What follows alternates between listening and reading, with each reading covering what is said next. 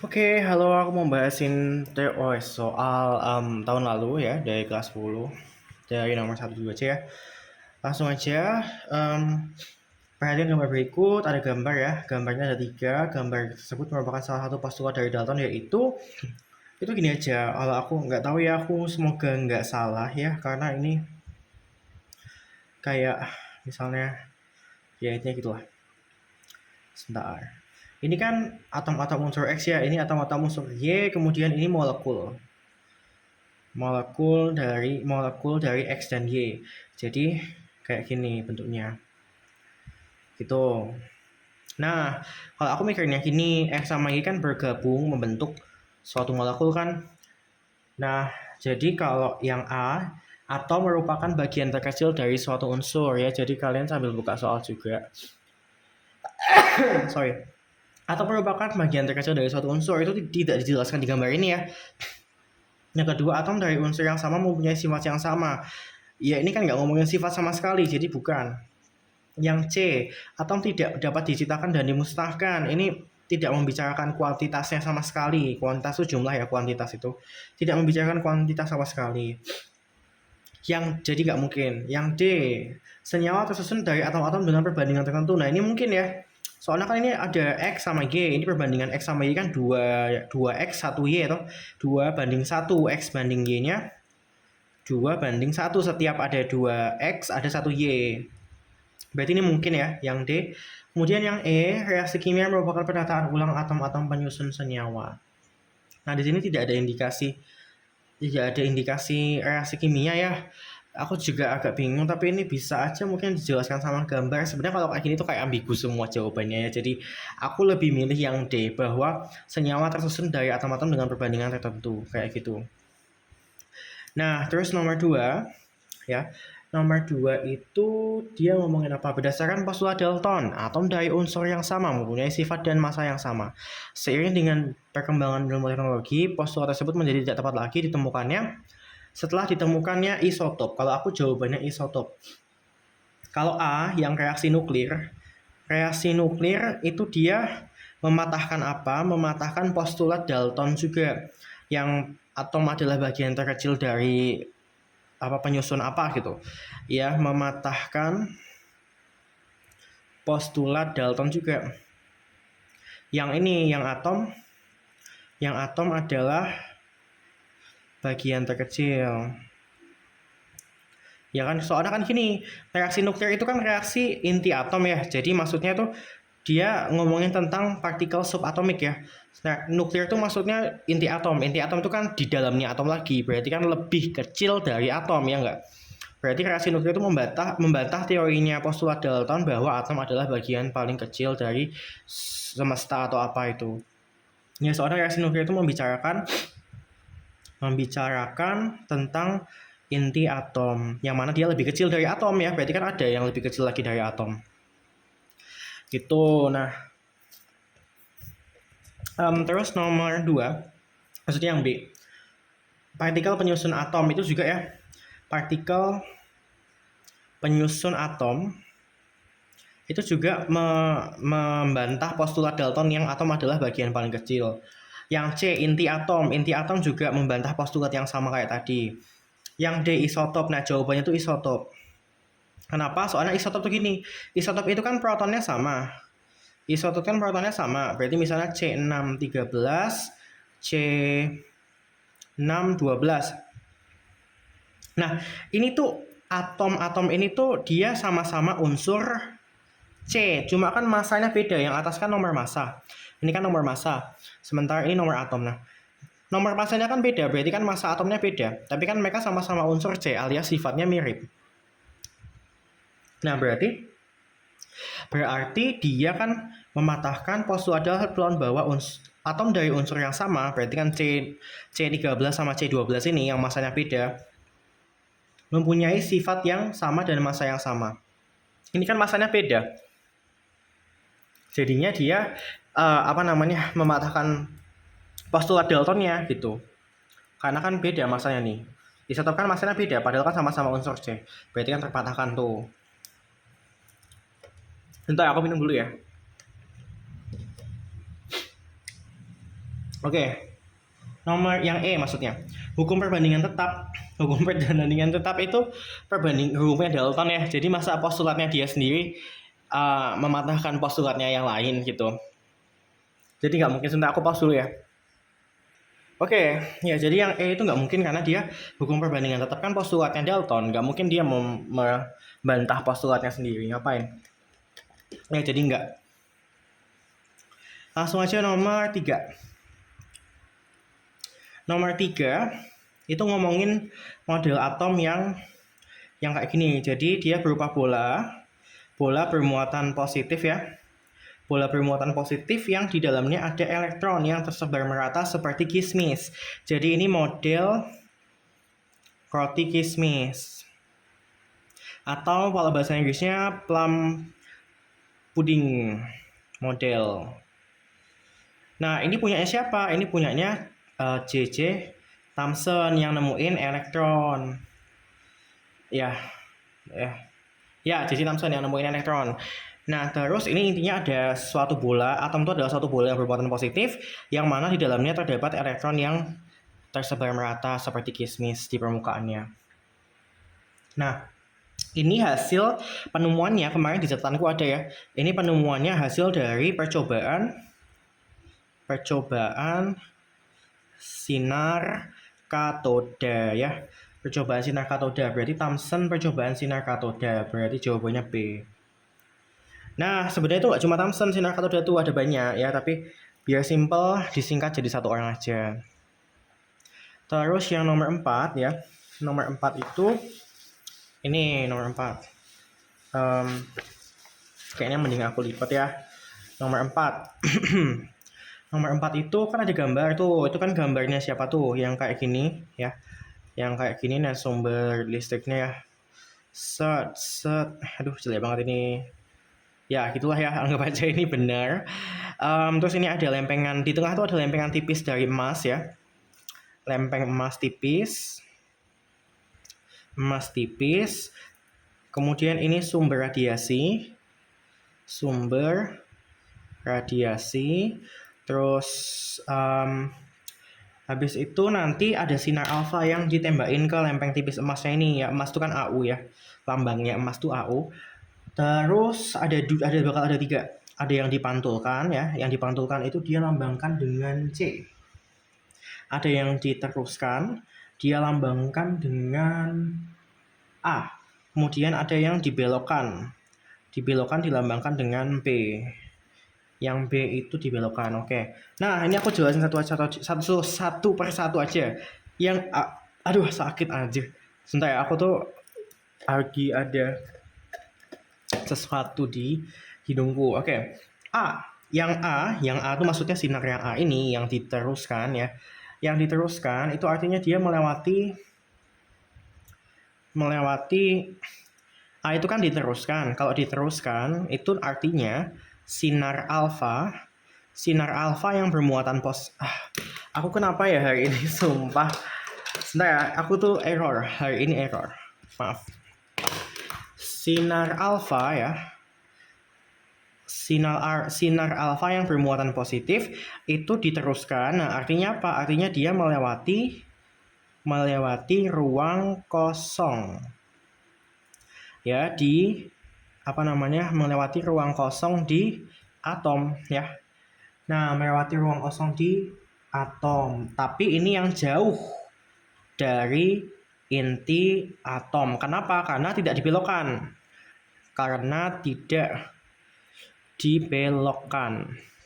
Kalau sinar alfa kan muatannya positif, sementara inti atom kan gini, muatannya kan juga positif toh. Ya kan elektron ada di sini. Nah, inti atom kan ini nih, inti atom yang isinya proton sama neutron ya. Aku gambar juga neutronnya. Inti atom itu kan muatannya positif. Jadi kalau misalnya ada sinar yang yang melewati ruang kosong di atom tapi terlalu dekat, positif sama positif, sinar alfa kan muatannya positif, inti atom kan positif. Jadi kalau saling berdekatan nanti dia akan saling tolak menolak, jadi dibelokkan ya. Dibelokkan. Tapi kalau dia melewatinya jauh dari inti atom kan dia lurus-lurus aja karena nggak terlalu dekat antara sinar alfa yang merah ini yang muatannya positif dengan inti atom yang muatannya positif. Mereka saking jauhnya jadi nggak saling mempengaruhi. Tapi kalau terlalu dekat seperti ini ya nanti dia bisa dibelokkan karena kan positif ketemu partikel positif yang merah ini sinar alfanya kan saling tolak menolak jadi kan saling menjauh gitu. Nah terus itu yang A ya, yang A tuh berarti kan yang ini gambarnya ya, sinar yang jauh dari inti atom. Terus yang B itu kan yang dibelokkan. Yang dibelokkan tuh berarti sinar alfa yang muatannya positif ya, dia melewati ruang kosong di atom ya, tapi dekat dengan inti atom. Maka tadi dibelokin toh dengan inti atom karena dibelokkan. Ya gitu. Terus yang C ya, yang C itu kan dipantulkan. Nah kalau dipantulkan berarti dia menabrak inti atom. Dipantulkan. Kalau dipantulkan itu sinar alfa menabrak inti atom. Nah soalnya kan emas itu kan berat ya. Emas itu kan AU. Sebentar aku lupa nomor atomnya emas. Emas apa? Gold. Atomic number. Ini apa sih internetnya telek. Maaf ya, sebentar, tunggu. 79. Emas 79. Berarti kan dia punya 79 proton dan 79 neutron toh. Berarti kan inti atomnya tuh gede banget. Ini kan cuma 2 nih. Kalau ada 79 kan gede banget. Sementara sinar alfa itu kan sebenarnya helium ya. Helium yang mana masanya adalah 4. Oh maaf, aku harusnya nyarinya masanya ya. Bukan atomic number tapi atomic mass. Oh, aku tahu. Lupa aku, 196. Oke, 197 nih. Nah, si aurum itu kan 197 tuh emas tuh. Berarti kan di tengah ini gede banget ya. Kayak harusnya ada 79 proton dan berapa? 118 neutron.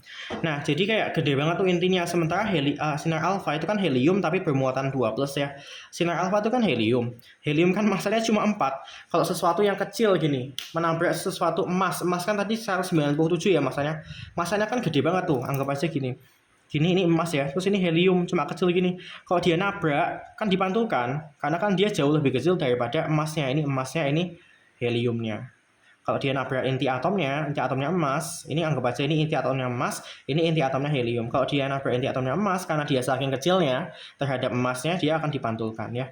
Maka kalau misalnya yang C dipantulkan ya, itu sinar alfa menabrak inti atom karena inti atomnya jauh lebih gede gitu ya. Jadi cuma ada 3 ya. Kalau diteruskan itu melewati ruang kosong pada atom yang jauh dari inti karena nggak dibelokin. Kalau yang B yang dibelokkan itu melewati ruang kosong juga di inti atom tapi dia terlalu dekat dengan inti makanya dibelokin. Terus yang C itu yang dipantulkan berarti dia nabrak. Gitu ya, gampang cuma gitu aja. Nah kalau yang menabrak elektron tuh nggak ada ya. Yang B itu nggak ada. Yang B kan menabrak elektron di jawabannya maksudnya. Terus yang berenergi rendah juga tidak ada. Sudah, berarti tinggal A, C, D ya. Tadi kan ditanyain yang apa sih yang C? Yang C kan berarti menabrak inti atom. Berarti jawabannya A. Jawabannya A nomor 4 ini.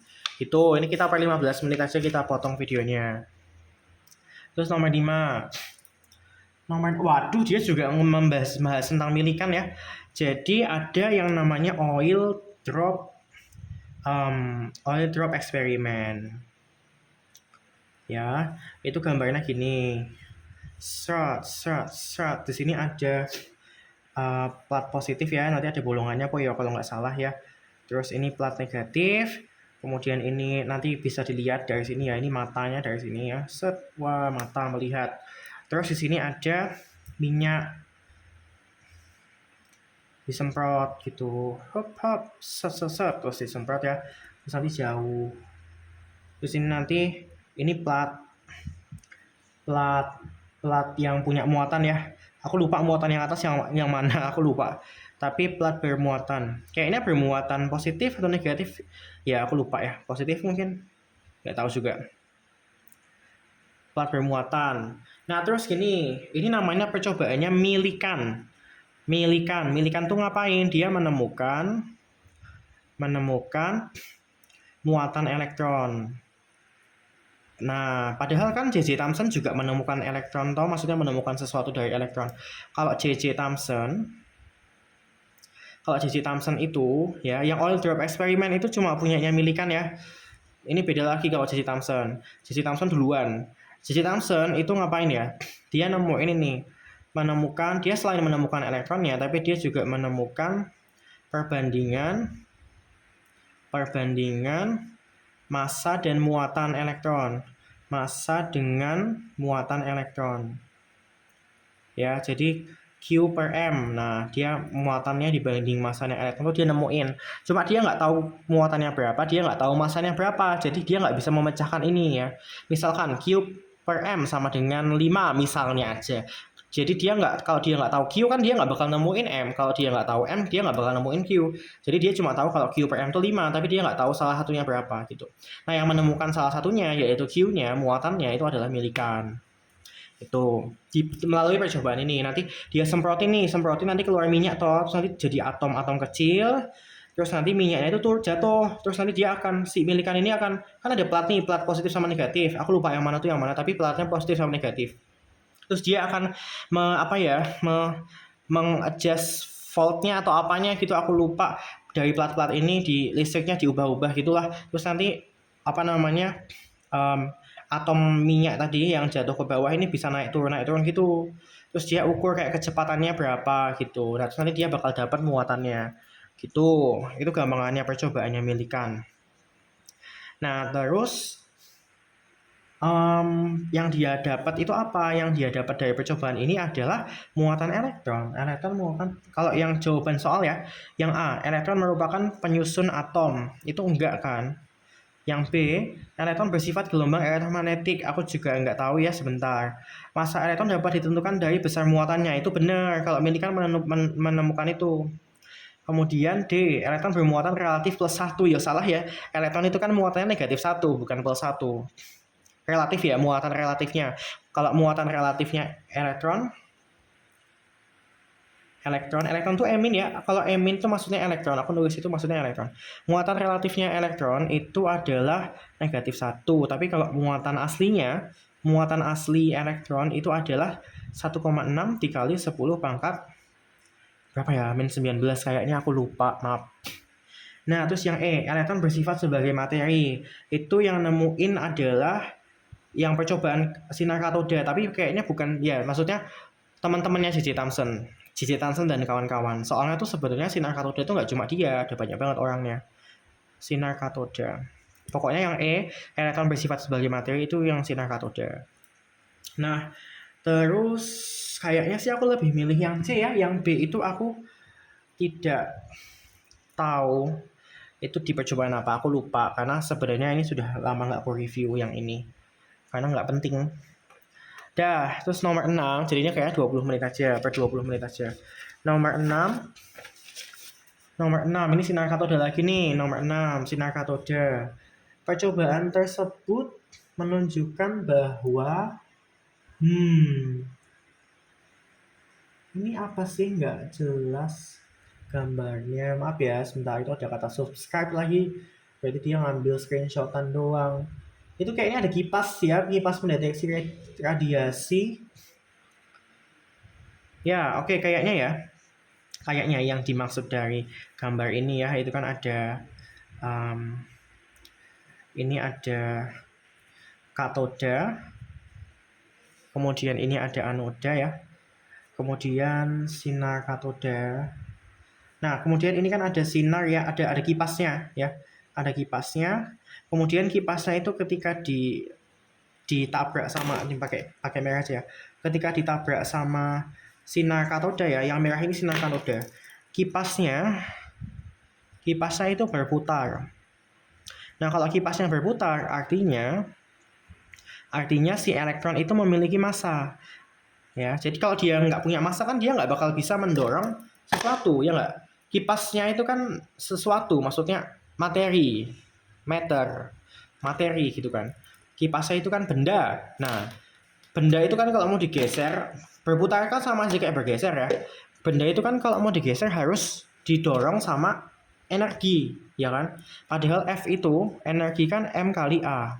Harus punya massa benda itu. Kalau mau digeser, yang menggeser itu harus punya massa. Ya.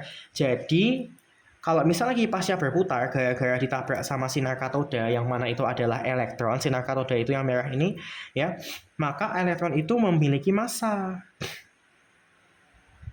Kalau elektron memiliki massa, berarti elektron adalah benda atau materi, sama aja. Adalah materi atau benda. Kayak gitu. Berarti jawabannya E ya. Jawabannya E. Kalau jawaban yang A, sinar katoda dapat dibelokkan oleh medan magnet. Berarti dia elektromagnetik. Yang itu gambarnya itu sama kayak gambar yang biasanya ada di tempatku juga yang dibelokkan itu loh. Di gambar catatanku kayaknya ada dibelokkan itu. Gambarnya aja ya, tapi tulisannya nggak ada. Sinar katoda bermuatan positif, sinar katoda bermuatan negatif, bro. Bukan positif ya. Jadi yang B itu salah. Yang B itu salah karena harusnya sinar katoda bermuatan negatif ya. Terus habis itu yang C, sinar katoda dapat dibelokkan oleh listrik ke arah kutub negatif. Salah ya, harusnya ke arah kutub positif. Karena kan sinar katoda bermuatan negatif, berarti harusnya dibelokkan ke kutub positif.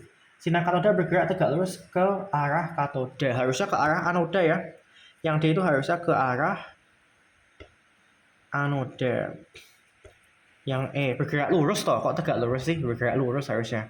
Terus yang E tadi udah ya. Yang A tadi udah juga, aku jelasin. Oke, kita skip dulu.